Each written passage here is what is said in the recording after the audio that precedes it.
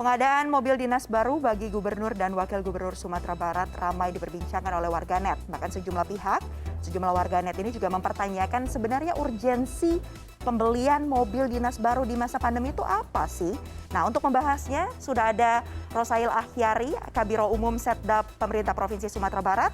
Kemudian ada pula pengamat kebijakan publik Bapak Trubus Rahadiansyah. Selamat malam Bapak-Bapak. Selamat malam Bu. Iya, Selamat malam. Selamat malam. Saya akan pertama ke Pak Rosail terlebih dahulu, karena sebelumnya kita sudah berupaya untuk menghubungi Pak Gubernur, tapi kemudian mengarahkan untuk ke Pak Rosail. Pak, ini anggarannya fantastis, luar biasa, senilai sekitar 2,9 miliar rupiah. Sejumlah pihak kemudian mempertanyakan, apa sih urgensinya dari pengadaan mobil dinas ini? Memang remnya belum, tapi apa tidak bisa diperbaiki saja sampai harus beli mobil baru? Silakan Pak. Terima kasih Bu. Jadi yang pertama, sebagaimana tadi juga sudah diantarkan bahwa pemerintah Provinsi Sumatera Barat pada saat ini salah satunya adalah fokus untuk melakukan pengelolaan untuk penanganan pandemi COVID-19. Anggaran kita sudah dilakukan pembahasan, jadi hal-hal yang mungkin tidak fokus ke arah sana sudah dilakukan refocusing, termasuk anggaran pengadaan kendaraan dinas ini sendiri. Jadi kepala daerah dalam hal ini adalah gubernur dan wakil gubernur dalam peraturan perundang-undangan disediakan fasilitas penunjang pekerjaan yaitu berupa kendaraan. Nah kemudian kita melakukan cara yang paling efisien mungkin dan sehemat mungkin untuk mengadakan kendaraan yang layak. Apa urgensitasnya?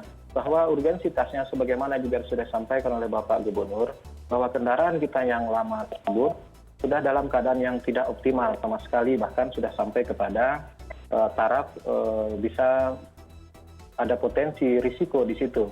Yaitu Bapak Gubernur mungkin sudah kita dengar bersama menyampaikan bahwa ketika dalam melaksanakan kegiatan beberapa kali kendaraan itu mengalami masalah dan sudah dilakukan perbaikan.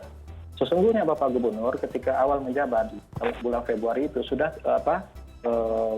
tidak hendak untuk disediakan kendaraan tersebut.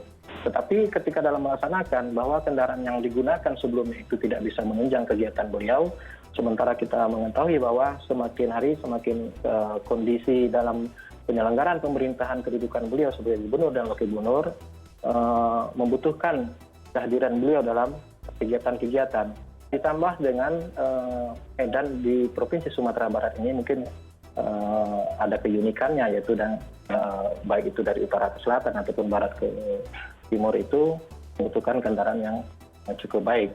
Nah kendaraan yang kita sediakan ini sesuai dengan arahan beliau itu yang paling minimal. Artinya beliau sesungguhnya kan punya hak menurut peraturan perundang-undangan untuk menggunakan jeep dengan kapasitas silinder sebesar 4.200 kalau tidak salah.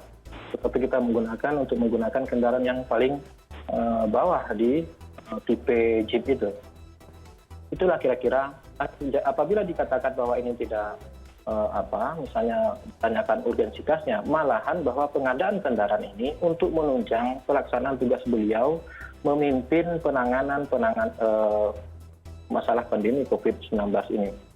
Oke, itu tadi dari Pak Rosail. Saya akan ke Pak Trubus. Pak Trubus, tadi kita sama-sama sudah mendengarkan, bahkan Gubernur juga menyatakan akan lebih efektif dan juga akan lebih baik nanti kinerjanya jika ada mobil baru. Nah, kalau dari kacamata Pak Trubus, apakah ini kemudian wajar dan etis dilakukan di masa pandemi? Seberapa mendesak sih sebenarnya keberadaan mobil baru ini? Iya, menurut saya ini satu kebijakan yang ya tidak etis dan belum mendesak juga. Karena apa? Karena memang situasinya situasi pandemik di mana namanya situasi extraordinary, sehingga segala sesuatunya harusnya difokuskan kepada kepentingan untuk penanganan COVID. Perlu diketahui bahwa instruksi Menteri Dalam Negeri nomor 15 kalau kita lihat sejak PPKM darurat diterapkan itu kan jelas di situ ada refocusing juga gitu kan, refocusing pemangkasan anggaran untuk keperluan penanganan COVID. Dan di dalam instruksi Menteri Dalam Negeri nomor 21 misalnya juga di situ untuk penanganan bansos lah, sedianya untuk bansos. Sehingga menurut saya apapun itu alasannya, meskipun itu hak memang di dalam peraturan pemerintah itu 109 itu memang ada, tetapi itu hak itu kan bisa ditolak.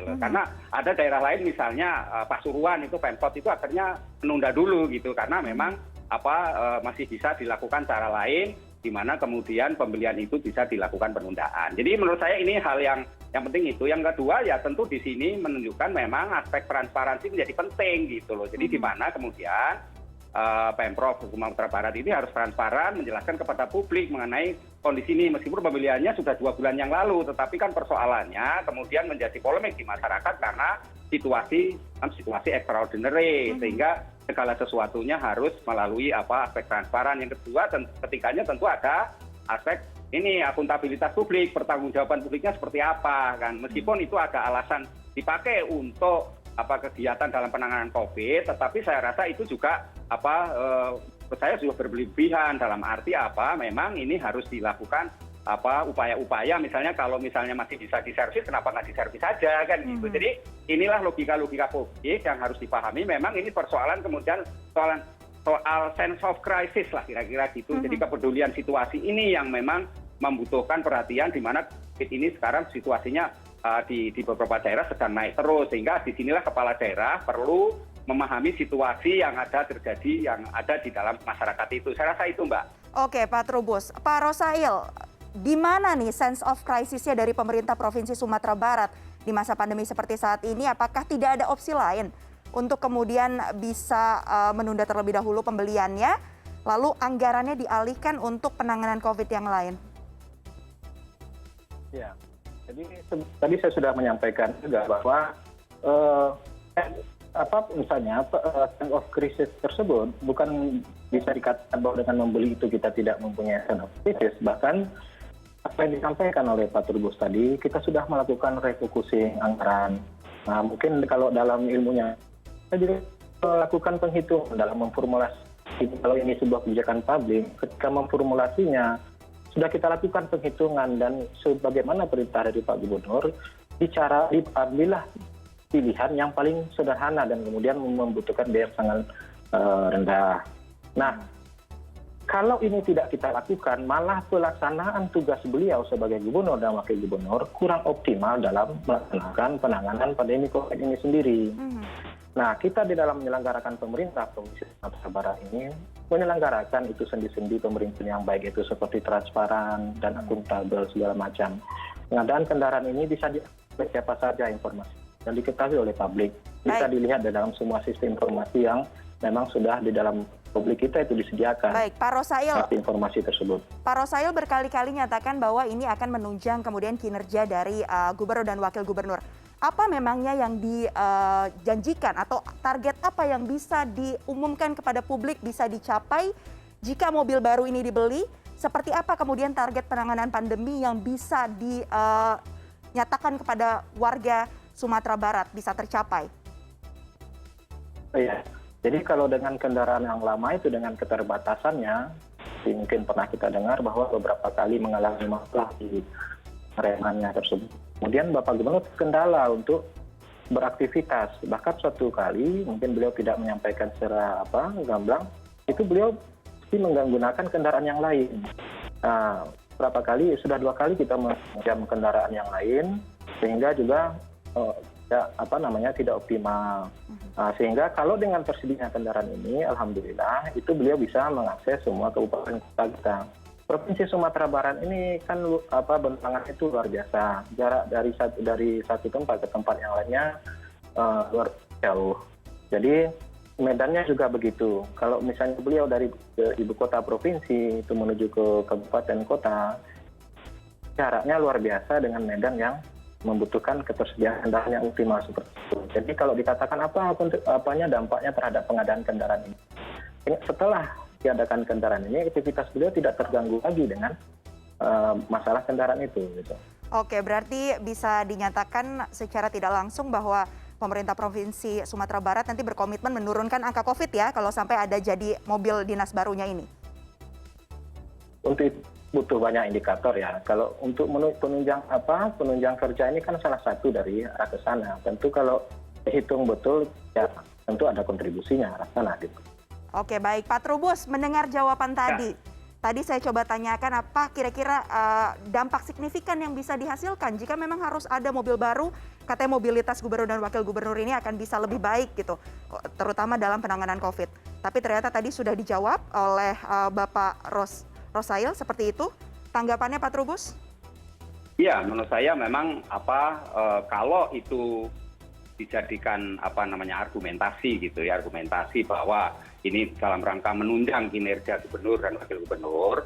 Nah, ini kan persoalannya tadi akuntabilitas publik kan gitu. Jadi tentu ini persoalannya kemudian bagaimana kinerja itu ditunjukkan nantinya. Artinya karena ini situasinya extraordinary, berarti ukurannya ada ukuran bagaimana tingkat persoalan penularan, bagaimana tingkat pengendalian dan sebagainya, itu yang harus dilakukan. Di samping itu persoalan terkait dengan COVID ini, misalnya soal isoman, itu penanganannya seperti apa kan gitu. Jadi kemudian rumah sakit ini ketersediaan untuk ruangan itu bagaimana, misalnya yang kaitannya dengan ICU, dengan apa, karena ledakan COVID ini kan bisa saja dalam situasi tertentu itu meledak secara dahsyat gitu, situasinya horor gitu. Jadi menurut saya ini juga menjadi pertimbangan. Nah, yang lainnya dalam hal ini tentu Pemprov itu dalam pertimbangannya juga harus memikirkan bagaimana situasi yang ada di masyarakat MBR, masyarakat berpenghasilan rendah gitu. Apakah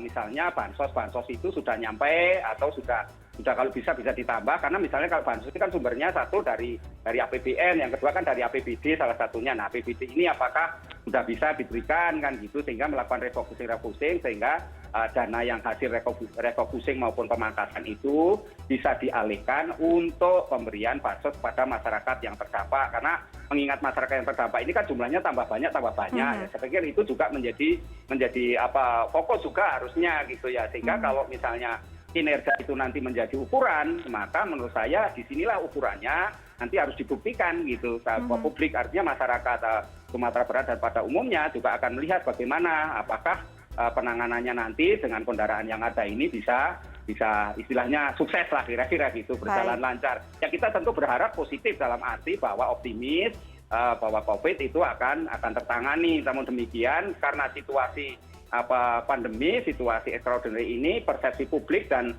emosi publik kan juga harus dijaga kan, dalam arti bahwa bagaimana Pemprov itu menjaga hubungan baik, relasi antara pemerintah daerah dengan masyarakat atau kolaborasinya kan harus dibikin sedemikian rupa ya, dalam arti bahwa mereka masing-masing saling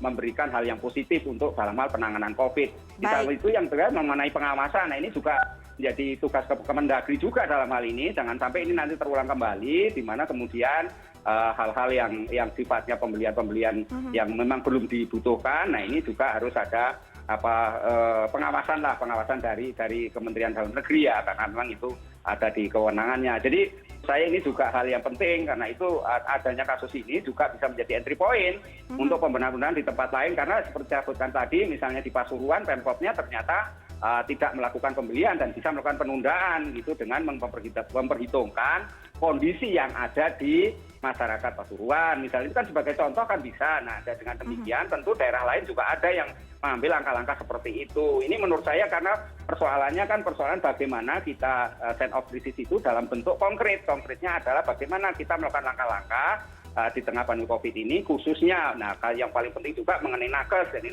Sumatera Barat ini bagaimana kan itu kebutuhannya, termasuk juga ini kebutuhan sehari-harinya. Saya rasa itu juga menjadi penting juga Mbak menurut saya. Menjadi sorotan ya Pak, karena kalau kita bicara soal anggaran atau pengadaan ini juga dilakukan oleh sejumlah daerah. Di antaranya yang terakhir kemarin sempat heboh juga, anggota DPRD Tangerang sempat menganggarkan pakaian dinas baru, dan itu juga menjadi pertanyaan terkait dengan sense of crisis-nya di mana. Jadi banyak pihak mempertanyakan nih Pak, empatinya ada di mana sebenarnya para pejabat-pejabat ini? Pak Trubus ingin menanggapi hal tersebut? Ya, menurut saya memang ini empatinya harusnya dibuktikan dengan bagaimana itu melakukan penundaan gitu dalam hal termasuk kategori pembelian mobil atau pengadaan untuk baju dinas yang jumlahnya sangat fantastis itu, dan itu mengundang cemburuan publik, mengundang bagaimana persepsi publik menjadi emosi, marah kan gitu. Jadi karena memang situasi pandemi ini betul-betul harus hati-hati, karena masyarakat kita ya namanya situasi yang sedang sakit gitu ya, sedang emosi, ya kita harus pahami bahwa empati itu menjadi yang harus diutamakan gitu. Karena kalau tidak ini akan banyak itu ya di beberapa daerah itu APBD itu seringkali lolos dari pengawasan, kemudian di situ nilainya menjadi sangat fantastis, sangat luar biasa, dan itu terjadi berulang-ulang. Karena itu menurut saya ini memang dalam ini Kemendagri harus juga melakukan pengawasan secara ketat gitu, di samping juga melakukan law enforcement juga gitu, sehingga ketika ada pelanggaran seperti itu segera dilakukan, dan supaya tidak berulang-ulang terus, Mbak. Karena ini kan ini baru sumber bentuk mobil, yang tempat lain bentuk pengadaan baju, di tempat lain nanti ada pengadaan yang lainnya lah. Bila ini kan beruntung-untung kan jadinya seolah segala sesuatunya menjadi kesan yang muncul di publik itu bahwa APBD itu menjadi hanya untuk keperluan sifatnya hura-hura ataupun hal-hal yang lain kan gitu. Jadi kepentingan yang lain. Menurut saya ini juga harus harus dipastikan gitu ya. Jadi masyarakat itu merasa ada keyakinan, merasa public trust-nya itu tinggi gitu ya. Baik, terima kasih banyak. Karena penanganan COVID ini tanpa public trust yang tinggi akan sulit, Mbak. Karena ini soal kolaborasi. Bagaimana masyarakat mau patuh kalau pemimpinnya sendiri atau kepala daerah yang diikuti itu sendiri juga tidak taat aturan yang ada. Saya rasa itu, Mbak. Terima kasih banyak Pak Trubus dan juga Pak Rosail yang sudah bergabung bersama kami malam hari ini di CNN Indonesia Connected. Terima kasih atas waktunya. Terima kasih.